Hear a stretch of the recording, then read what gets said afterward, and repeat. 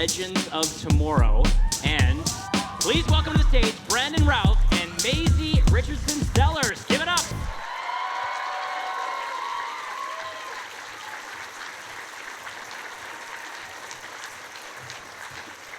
Welcome. Thank you. Hi, everybody. Thanks Hello. for sticking around. All right, so let's get right into it. I want to talk, first of all, about the show and how it's genre bending. And there are so many pop culture references in the series that have kind of morphed and evolved over time. So was that a natural process, or was that the sort of mandate for the premise of the show from the get-go? Talk to us about that. Well, I can't speak exactly. I'm not in the writer's room, neither of us. But it seems to me, having been through the first season, there were a little bits, drips of that, as Ray would have lines from Top Gun or something else, kind of sprinkle in Terminator and stuff like that. And kind of found that we got done with season 1 and we realized we could loosen the show up a little bit and change how it was. And then season 2 had more of it, and now season 3 we're finally fully, the writers' room and producers have fully embraced that, and I think it's great too, because it just adds more fun and Easter eggs, and it's the kind of the tone that works really great for our show. So I appreciate and enjoy it. And I think our writers are nerds as well, so they get so much enjoyment out of it. And I learn a lot about other nerd sort of worlds from them telling us. And we love it when you guys pick up on them. I'm like, oh, I have to go and do my homework and figure out, like, oh yeah, they know more than I do. So I think it's a lovely callback, and it's a shout out to you guys, and it's because we know that you guys, we appreciate you so much. So I think it's our little gift as such by dropping these little nuggets in. Brandon, I like that you mentioned Easter eggs, because the whole culture of the way we watch television and how we take in entertainment now has changed so much, and it almost demands more in terms of how meta we are now and how self-aware we are. So speak to us about how the show is very unique in that way. I mean, we had Henry Winkler up here earlier from Happy Days, and he of course played the Fonz, and that was a simpler time, and there were really sort of basic characters that the idea of an Easter egg or something, some kind of meta humor or reference wasn't even in pop culture then. So talk to us about how television and entertainment has evolved and changed, and you've had to sort of adapt to that. Well, it seems that it's due to the vast amount of pop culture that exists, and the various ways that we have to consume it now, that there are so many layers upon layers of things, and actors always worked a lot, but tend to work in a similar genre now these days. And when you get into the sci-fi fantasy realm, you kind of continue to do that. So it's fun to poke fun, and it's become a socialized or socially acceptable function. There's another word for it, but device in film and television. And as long as the actors are fine poking fun at themselves, then that's good to do. I mean, the Superman thing has become a running theme in a lot of the projects I've done, where people want to poke fun at it, or not poke fun, but make light of it and use it as a device, because it's humorous and ironic and all those things. And I'm fully game to do all that. No, I was just going to say, I think that's one of the beautiful things about Legends, personally, that I enjoy, is that they are all misfits, and they're all kind of accidental superheroes. So I think that also helps with that whole sort of, taking the mick of each other and, of yourselves. I think it just makes them kind of endearing. It makes them human and relatable. So I think it's a really nice direction that they've moved in, especially for our show. Maisie, you also are regarded now as Star Wars canon, because you played Corsella in The Force Awakens. And you did actually have a scene opposite Carrie Fisher where you had dialogue, right, that didn't make it into the final movie, but I believe it's a deleted scene, right? Talk to us about, my God, where do you even start? Carrie Fisher, J.J. Abrams, a new Star Wars. I didn't think I would be around for a brand new sort of Star Wars entry into that whole Skywalker saga. So what was it like to be a part of that? It was incredible. It was actually my first professional job, so I just finished university. And I'd never been on a film set before. I'd only done theater, and suddenly I got this call. And it was an 8-month casting process, and then eventually I met with JJ and we did the scene. So my first time ever on a set was opposite Carrie Fisher, so I was terrified. You imagine, day one, oh, here's Carrie Fisher. And she was just an absolute dream. She really was just so kind and patient with me, and we were joking and laughing, and she took the time, like during lunch, to come and sit with me and chat. And I was just there for a couple of days, so she really didn't have to, and she just really made an effort and went the extra mile. So yeah, she was wonderful. I couldn't have asked for a better first screen partner. And then just JJ, you know, he wasn't even watching the monitor. He'd sit like where Brandon was. Carrie was there, I was here, and he's just there watching our faces like this, which is beautiful. And it was all shot on film, and a lot of the sets were made from scratch, so it wasn't all in post. So he really went back to like the original drawing board, and you really felt that love and the fact that he was a massive geek and fan himself, and that just came through, his passion for it. And Brandon, with Superman Returns, I'm a huge Bryan Singer fan. Yeah, let's give it up for that one.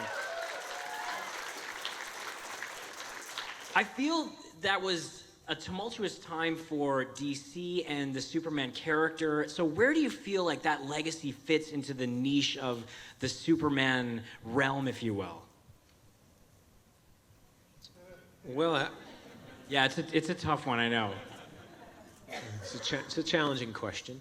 But I think how I see it now, 11 years past its coming out in theaters, is that it was a transitionary vehicle for Superman, Superman in film, and was necessary. And although I would have truly enjoyed playing the character longer, I am grateful for the opportunity to kind of transition him, the character from Chris's portrayal through mine to Henry's now, and yeah, I mean, I think as far as comics at that time, it seems like it was, we'd been doing them for a while at that point, but really it was kind of still the beginning of what we're seeing now. Yeah, I mean, it was Batman Begins had just come out. 6 years after X-Men, right? So there wasn't that much time. It was really only X-Men, Batman Begins, and Spider-Man. One Spider-Man, maybe two Spider-Man had come out. The Sam Raimi ones. Which I appreciated. So yeah, it was still the beginning of that, and Superman was always, for some reason, people don't understand. Superman had a hard time figuring out how you could make a film out of him, and that still persisted after the film was made, which I don't understand. And maybe it's just that people have a hard time understanding what the draw is about Superman, which seems strange, but why he would be watchable. And I think it's because we think of Superman as being perfect, but Superman's flawed. Superman, he has all these powers, but he has flaws as well that he's trying to work through, and maybe that is what needs to get highlighted in Superman's films. But the right kind of flaws have to get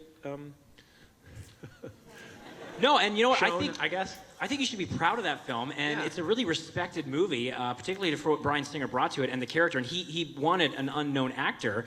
What you kind of were at the time in terms of the big screen. So I think that was it was great to have a fresh face there. And I think you tackled the role in the way they wrote it and the way he crafted it. It was, like you say, it showed the flaws, and it really was a nice character examination that we hadn't really seen before, except from the Christopher Reeve movies. So it sort of harkened back to those ones, but it also had a unique stamp on it as well. Thanks. I appreciate that. I think what that film needed or could have used, or what it might have made it more palatable to people, is to have the Superman Returns, and then whatever the title of the next one would have been, have come concurrently. Because you had such a large gap of seeing Superman and seeing somebody new in the role, that the story, people didn't not everybody jived with where the story was going and where Superman was. People that were concerned that Superman seemed like he was a stalker and that he was a deadbeat dad, all of these things, which obviously were not really the case if you really consider the story, and don't just judge it because you're upset for some reason. I think if you duly consider it, you'll see that that's not at all what was happening in the story, and had it a little bit more consideration in that realm been given, the sequel would have come out and maybe answered some of those questions, or made have more fully realized where Brian and Mike and Dan were taking the character, and where I wanted to take the character as well. I also want to talk about the League of Evil Exes. because I mean, you know, there's a lot of talk about Edgar Wright these days with Baby Driver, which was a huge success. Fantastic. And a great film. And I loved you in Scott Pilgrim versus the World. What was it like working on that film and with him as a director? Because that is such a bonkers movie that defies genre, and it's become a cult classic. So what's it like to be a part of that legacy? Yeah, Edgar's amazing. I was really a fan of his before I got the call about the possibility of playing Todd Ingram. Strangely enough, Bass player for Clash at Demon Head, right? Yes. Strangely enough, when we were filming Superman Returns in Sydney, Australia, I was at the movies during one day I had off for the weekend and saw a trailer for Shaun of the Dead, and released in like August, like later in Australia. I was like, oh, I can't wait to see this movie, and didn't know who Edgar was at the time, and thoroughly enjoyed that movie and became an instant fan. So to work with him was pretty awesome. And it was a great experience. I mean, what a fun cast. It was bonkers, but it worked so well because Edgar has such an amazing cinephile and mind and editor's mind and all these things. He knew exactly what he wanted to do. He had storyboards for every single thing. We shot out of order, not in sequence, not in chronological. Actually, we did shoot. We shot in a weird way anyway that was not necessarily monetarily good in order to cut how he was going to edit the film. So I won't get into that, but it just shows to how he was very detail oriented, but at the same time having a blast and a joy the whole time. So he wasn't bossy or cruel or any of those things or anxiety ridden because he was worried about getting stuff done. He was enjoying the whole process. I think also because he had it was so well planned out, he could kind of sit back and think, I have made my plan, and now we can enjoy this experience. So it was quite enjoyable, and yeah. I think I love that awesome. your veganism gave you telekinetic powers. That was one of the best parts of the character. Maisie, I wanted to talk to you about a very important initiative that's close to your heart and that you're passionate about. So why don't you tell everyone about here what you're involved with currently? Yeah, so some of the women from the different DC shows have just joined together to create She-thority, which is basically a space for female empowerment, female, trans women, and anyone who identifies as female. And it's basically just to encourage each other to share stories and to learn from each other. You know, we tell our very personal experiences and we share yours. And it's very early days. We've just got Instagram and Twitter at the moment, and we're about to start a website. Eventually, we want to do panels. We want to interview all women from all the different shows, behind the scenes, in front of the scenes, you know, political figures and everything. But we want you guys to be involved from the very beginning. So if you have any ideas or any thoughts for what you would like to see, or any stories that you'd like to share, then please do just send them to us, DM us. And we've also got a shirt, which is the first day I can show you. This is a prototype. Yeah, thanks, Brandon. So we're about to sell these. It's going to be better quality. This was just a tester they sent us. And then the back, it's got all our faces, and we've got your back. Very cool. So... And Maisie, can you give us the social media handles for anyone that Yes. wants to check it out? So these go on sale next week, and it'll also be going partly for charity to an amazing charity called Girls Inc., which is all about the supporting of young women growing up and basically creating role models and personal relationships with women across the country. And the handle is just @She-thority. So, There you go, check it out. yeah, check it out. Join us. Men are just as much important in the empowerment of women, so you're completely welcome. It's just for all So I of can us. wear this shirt? You can wear the shirt, yes. I think I need a bigger one, but All right, if anyone wants to line up and ask some questions, we'll get to that in a second. I just want to, before we get to the Q&A with the audience, is there anything you can tell us about this epic 4-show crossover that's coming that I guess is in the Arrowverse? Is that sort of how it originated? the concept of the crossovers? Yeah. Yeah, I mean, the first crossover was, I believe, was Flash Arrow, which launched Flash, and then it just kind of grown from there as everyone who's loved the shows has responded and viewed it. And last year was the first big kind of through storyline or just isolated storyline for that. And this season is even bigger because now we have Supergirl, the whole, it's 4 hours, not just 3. So. And it ends on Legends, so we get the big right. fight. We've got all the good stuff. And I'm hearing it's going to be quite emotional, like for all the shows as well. Like there's a lot of impact. Yeah, there are relationships that are heavily affected in many ways. And you get the last word. Yeah, we kind of get the last word. Okay, cool. Let's take some questions right now, and yeah, go ahead over here. Hi, since you brought up Routh Maisie, I just wanted to say I absolutely love Routh already. It's the first social media I check every single morning when I get up. Thank you. And it's amazing, so thank you for doing that. My question is, there seems to be a lot more women coming into like the whole comic book universe and action film universe, and like Wonder Woman was such a huge success, even though theaters were like, girls don't like action films. And then with Deadpool, even then, they were like, wow, a lot of women went and saw this, and they advertised it as like a romance. So do you think that these sort of shows and movies, like your show, you have that thing going on with Nate and everything, do you think a romance is always required? Or, I mean, I don't really like it. So do you think you can get away with these kinds of things without a romance plot? Definitely, and I think thank God for Wonder Woman, because it just opened so many doors for us. And it was also the first female-directed movie over $100 million. And look at it, it smashed the box office. And sometimes Hollywood takes a while to catch up, so we need a huge project like that, and then it trickles down to us. And even on our season this year, we've got a lot more women. We've got Courtney, Brandon's wife, on the show, which is amazing. Female baddies, we've got Tala joining the ship. So I think, and the wonderful thing actually about Tala is that, like our characters, Zari and mine, you know, there's no love involved. It's just a wonderful female friendship. And actually, the episode that comes out on Tuesday, I remember there's a scene with 4 women in it, and we didn't mention a man once. And we were like, this episode actually passes the backdoor test. And we're really proud of that. You know, it doesn't have to be romantic-based, just as neither do the male storylines, but it's beautiful when it is. It just has to be done the right way, and not just with the female being, you know, the victim or being, you know, the love-lost, forlorn one. I think there's a way to use relationships and make it empowering as well. Thank you. Right on. Good Okay, question. we'll take a question over here. Hi. So I think something that's really cool about Legends is that we've got this team with an incredible dynamic, and you keep putting them into different times in history and seeing how everything gets changed and how you interact with the people of different eras. So I was wondering if there's a certain period or event that you would like to see the team go to. Well, we've already covered my kind of favorite time period, which happened in the Camelot episode. And I got to sword fight Damien Dark, which was one of my highlights. So people continue to ask that question. I haven't really figured out the next best thing yet.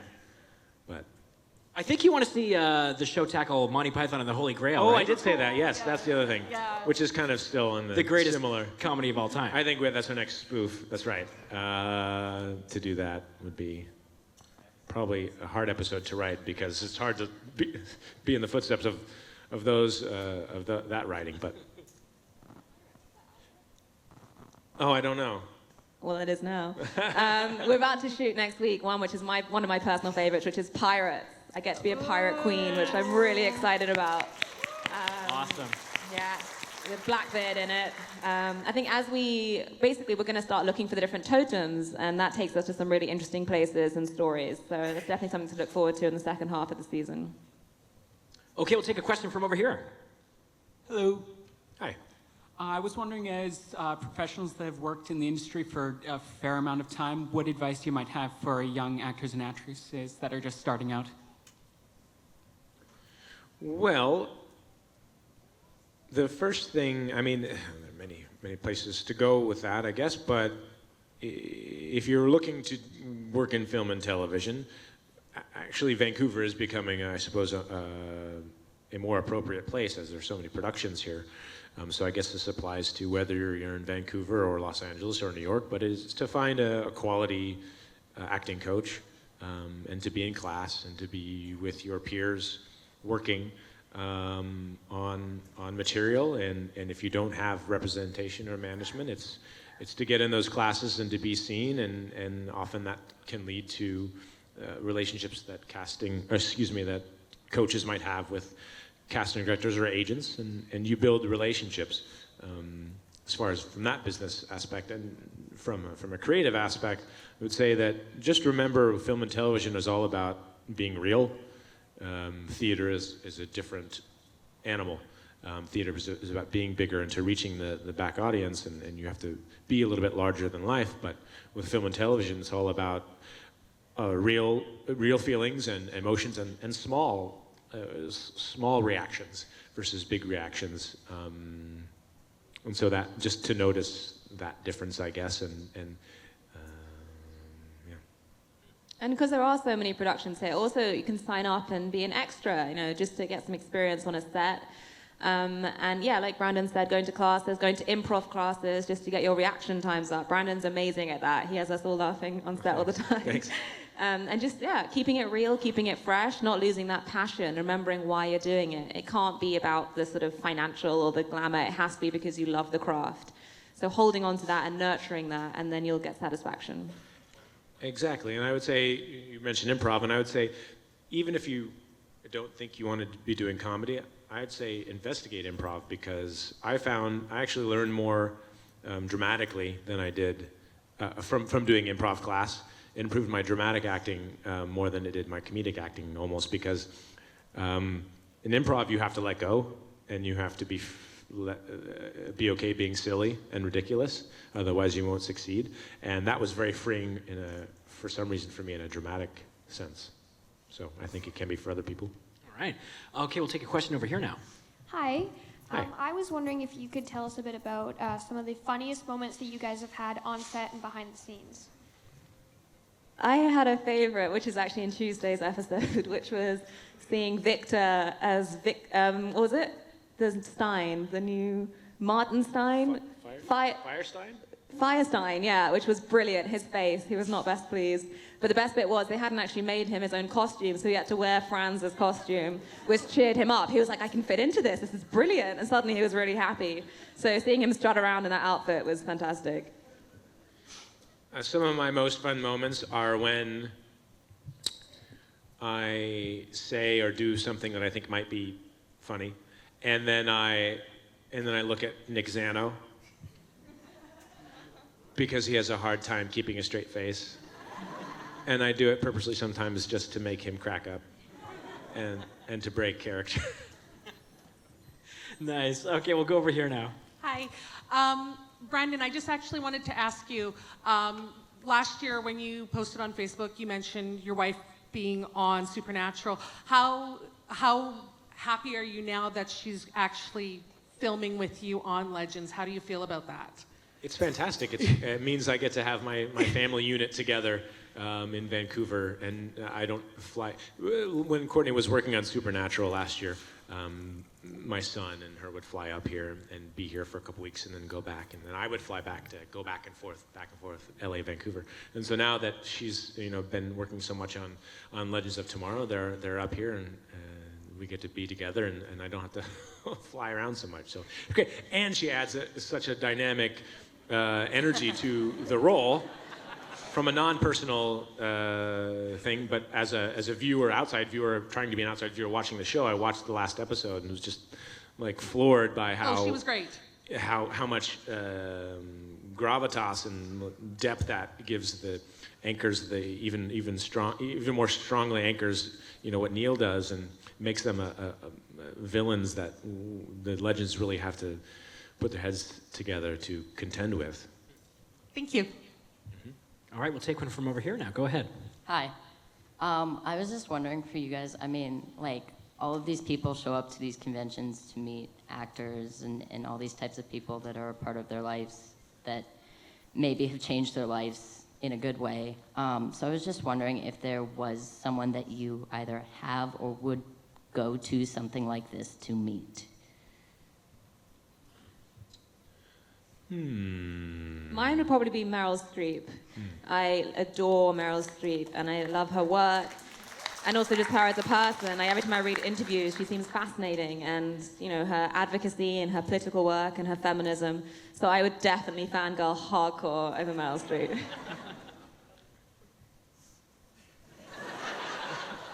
I mean, I would say there are people in the health and nutrition field and world and like neurobiology and things that I'm kind of investigating that I am a fan of their work and have been instrumental in impacting the way I live my life and the level of happiness that I currently have.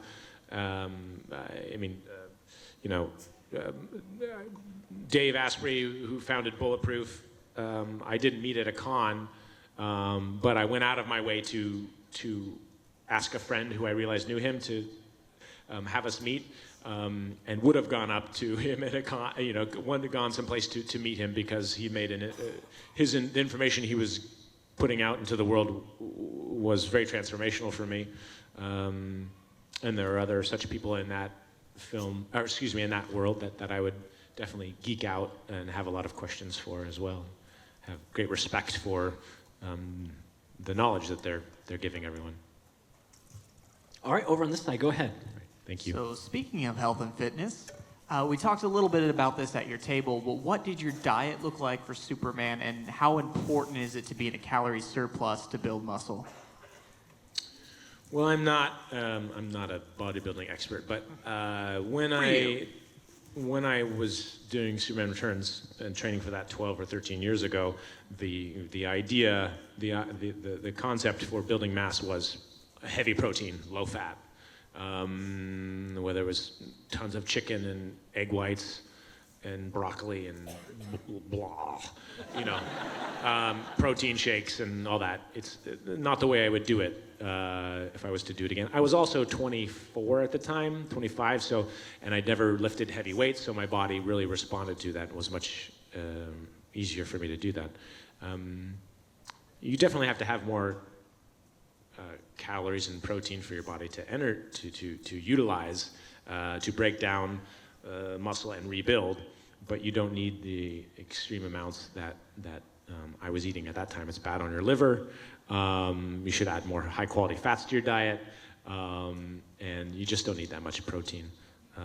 So I can't give you exactly what I would do now, though I would check out, if you're wanting to know information, I would look at what paleo and keto ketogenic weightlifters are doing, and that would be something I would be more down with. So really high quality fat, moderate protein, and very low carb. Thank you. Mm-hmm. I think we just crossed verses here and gone into a health expo. Nicely done. It'll be my second career someday.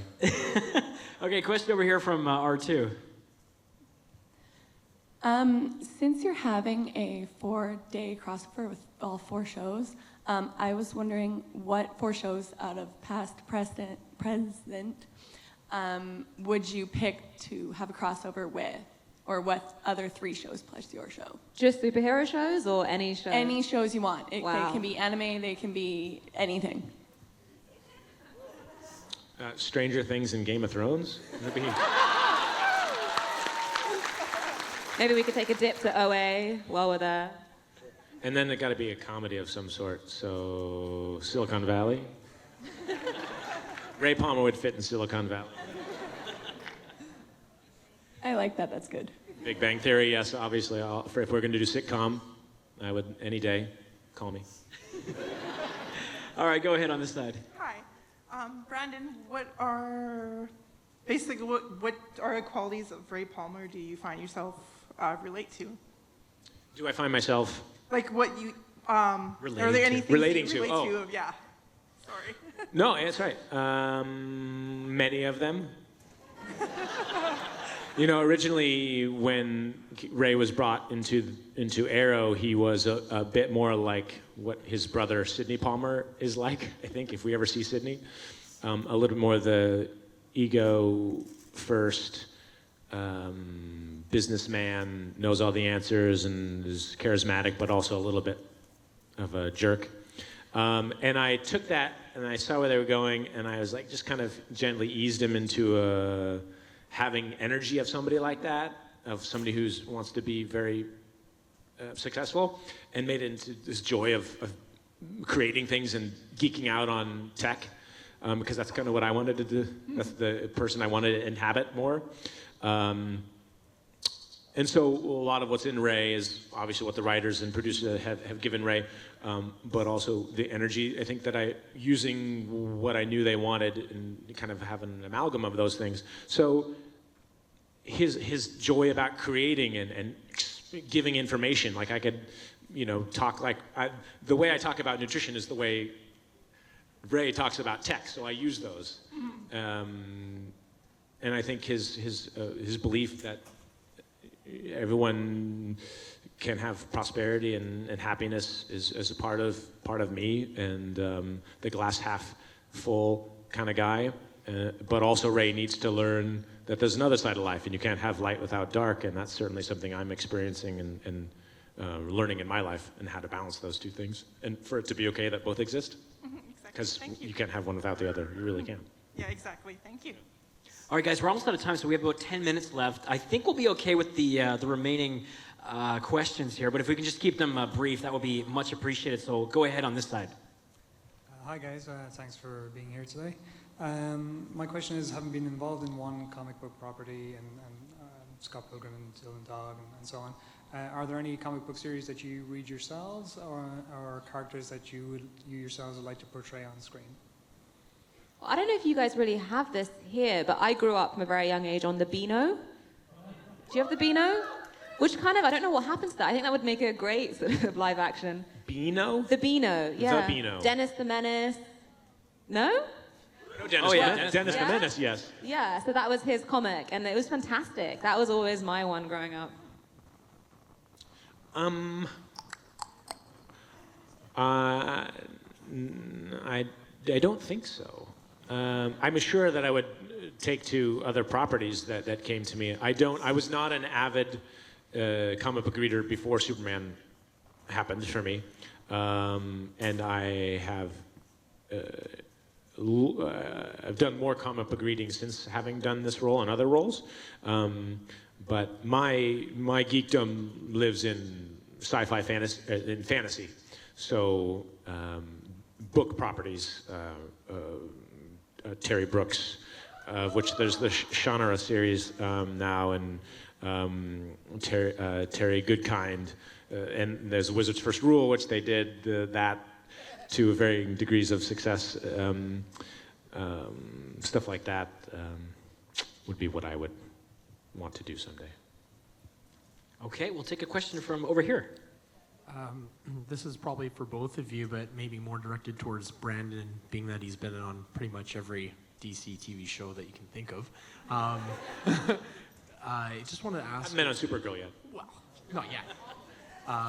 But in terms of those crossovers especially, what other cast members and other shows do you just find instant chemistry with, be it on screen or off screen? Just people that when you get there and you're kind of working away, you just instantly kind of become friends? Or I loved working with Emily Bett and Carlos. Like, they were fantastic. And again, talking about improv, they're just on fire the whole time. So having those both from Arrow and from Flash come to our show last year and working with them again was such a pleasure. It's just lovely to change the energy up during the crossovers. I've never had enough time on screen with Grant. Someday maybe we'll have an episode that's just like Ray and Barry centric, which would be great. Get your own short film going. What's that? Get your own short film. I know. Well, there we go. He did it with Tom, and Tom would be one of the other people because various versions of his character are kind of like Ray. So it'd be fun to have those two back and forth on screen. Awesome. Thanks, guys. Okay, go ahead over here. Hi, this question is for Brandon relating to Scott Pilgrim. Did you actually have to learn bass for the role, or did you already know it? And if so, is there any other music-related thing that you do? I did have to learn to play bass. Now, it is not my sound recorded in the movie, but I had to learn the fingering of all three or four bass riffs, and then the Clash of Demon Head song that we played. And we had band practice, which was awesome. And Brie Larson, to give her credit, it's actually her voice in the movie because she's a really great singer.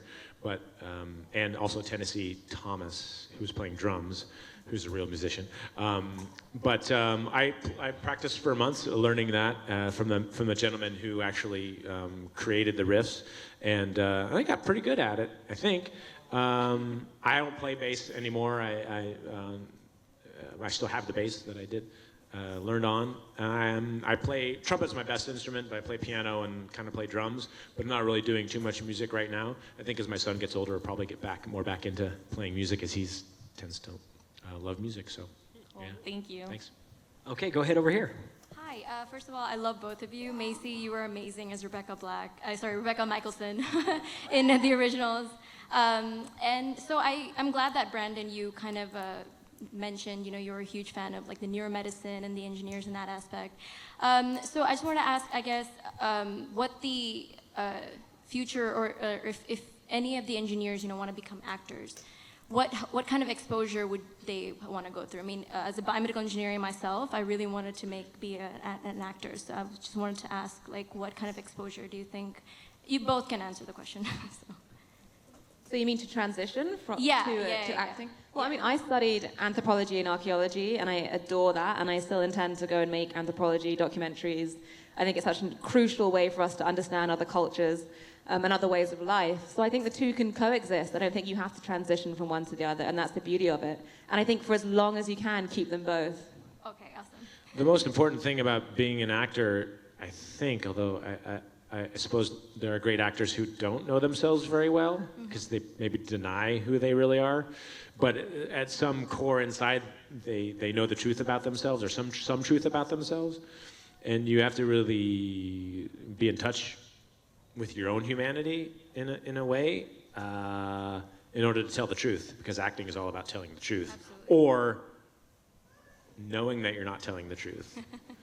But if you don't know that you're not telling the truth, then that's an actor that's not great at their skill, at their craft yet. They also might not know themselves in their own life. I know this because I've been through this journey myself. When I look at stuff that I'm not happy with, I'm not telling the truth because I wasn't accepting some side of myself that I was trying to portray.